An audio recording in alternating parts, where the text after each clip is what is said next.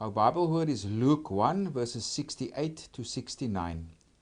Blessed is the Lord God of Israel, for he has visited and redeemed his people, and has raised up a horn of salvation for us in the house of his servant David. So we are in the birth narrative of the Gospel of Luke, especially if you chapter 1 verses 5 to chapter 2 verses 52. It concerns the birth and childhood of Jesus. And this is it's a celebration of God's love to humanity, because there's many hymns of praise here. It builds on a very strong theme in the Gospel of Luke, is that there were divine promises and there's fulfillment, and because now the time of salvation of God has arrived. So we also encounter that here in this birth narrative. And there are actually, to build on this theme of promise and fulfillment, in this birth narrative there are actually three events happening side by side that consists of a promise that is made and which is fulfilled, and its response to this fulfillment is a song of praise. Firstly, there's Zechariah, who we will speak more about also here in this video.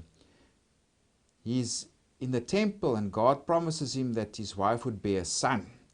And of course the evidence of that is that John is born, and in response, Zechariah, there's the song of praise that he also gives. Also Mary, the promise is made to her that she would conceive a son, and the fulfillment of that is given when the unborn John bears witness to the unborn Jesus. That is when Mary went to visit Elizabeth, and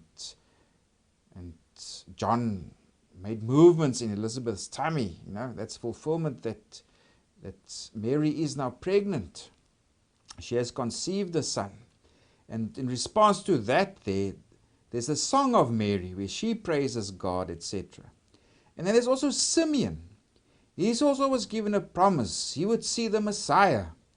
And of course, when Mary and Joseph bring Jesus to the temple, he sees Jesus. And there's also a song of Simeon where he praises God, etc. There's actually a lot happening in this birth narrative. Fulfillment of divine promises. Various themes that you'll find in Luke's Gospel and also the book of Acts. That next to divine promises being fulfilled, it's also that outsiders will experience salvation. The oppressed, the poor, Samaritans. Also later on, Gentiles, all the outsiders, they will experience salvation. So all these different themes going on. And also take note these songs of praise that I've mentioned. There's actually 4 songs of praise. If you go to chapter 1, the singer there is Mary, and the theme that's discussed there is God's exaltation of the lowly and humiliation of the mighty. In other words, the outsiders will become the insiders. God's salvation is going out to everybody. Then later on in chapter 1, there's Zechariah, because he praises God, because God's salvation has now come through the Davidic Messiah, and it's also prepared by John the Baptist.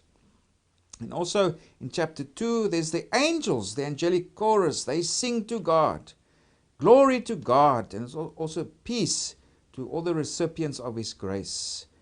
And the 4th theme that we find in this birth narrative is later in chapter 2, is where Simeon, there in the temple, and he praises God's salvation as the glory of Israel and the light to the Gentiles.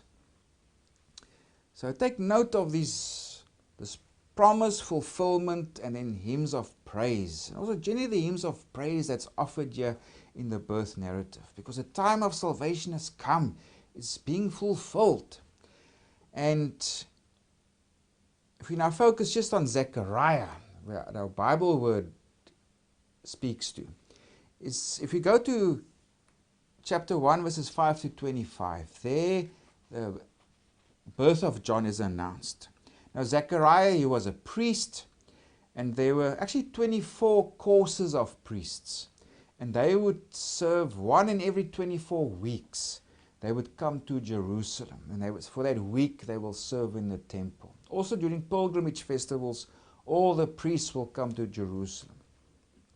But normally, outside of those times, it's 1 in every 24 weeks.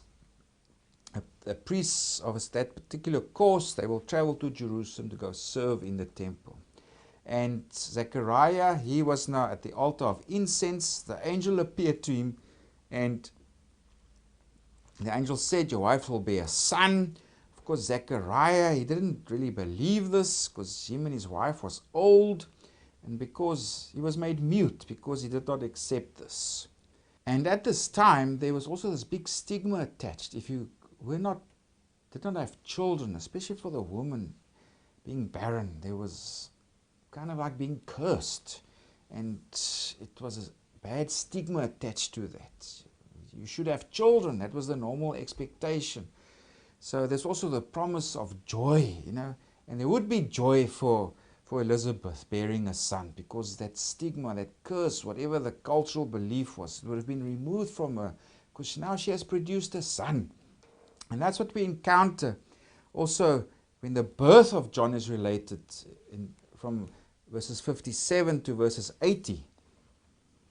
Because Elizabeth's joy is fulfilled, and now they were also still in Judea, and now it came the time to name the child.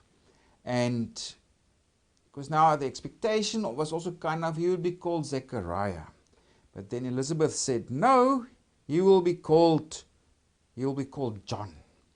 At this moment, Zechariah, he was still mute, and they looked at him and says, what? And he writes, yes, he will be called John. And so people are wondering, what's also going on here? Because the evangelist also wants to create an aura here of miracle, of something wondrous that's happening here. Something very different is going on here. So why is this child also be called John and not Zechariah after his father? So quite an important theme is also in verses 66. It says there, what kind of child will this be? Because something special is going on here. What kind of child will this be? Also remember, part and parcel of the birth narrative is that the story of Jesus and the story of John the Baptist, they set in parallel. They move together. So they intertwined. The announcement of their birth, their actual birth, etc., and their significance. But it's also made clear by the evangelist that John the Baptist, he will be the preparer for Jesus. He's subordinate to Jesus. And he will be called a prophet of the Most High. But Jesus, he will be called the Son of the Most High, because he's the Messiah. He is the Son of God. So part and parcel of this birth narrative is also to make things clear. John the Baptist is a forerunner of the Messiah, because at this time there were many followers, there were pockets of followers of John the Baptist who believed that John is the Messiah and not Jesus.